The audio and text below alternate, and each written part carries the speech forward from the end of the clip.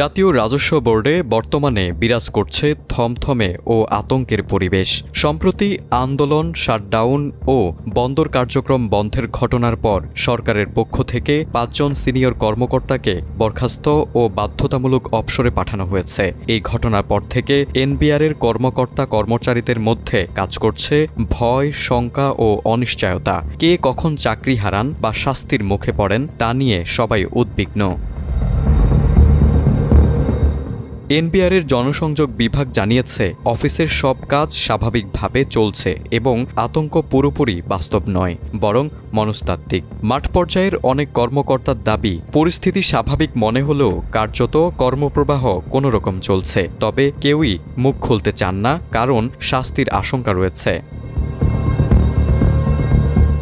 অর্থনীতিবিদ ডক্টর জাহিদ হাসান সময়ের আলোকে বলেন, আন্দোলনের নামে রাজস্ব প্রশাসনে শৃঙ্খলা ভঙ্গ হয়েছে, তাই কিছু শাস্তিমূলক ব্যবস্থা যৌক্তিক। তবে এগুলো যেন আইনগত ও নৈতিক কাঠামোর ভেতর থেকেই নেওয়া হয় তা নিশ্চিত করার আহ্বান জানান তিনি। অন্যথায় ভবিষ্যতে এটি প্রশাসনের জন্য খারাপ নজির হয়ে দাঁড়াতে পারে।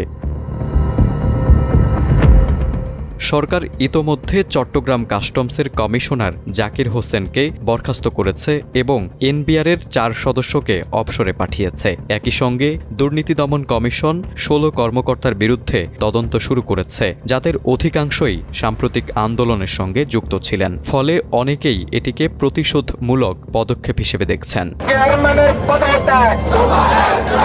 আন্দোলন থামাতে যেসব ব্যবসায়ী নেতা সরকার ও এনবিআরের মাঝে মধ্যস্থতা করছিলেন তারাও এখন বিব্রত।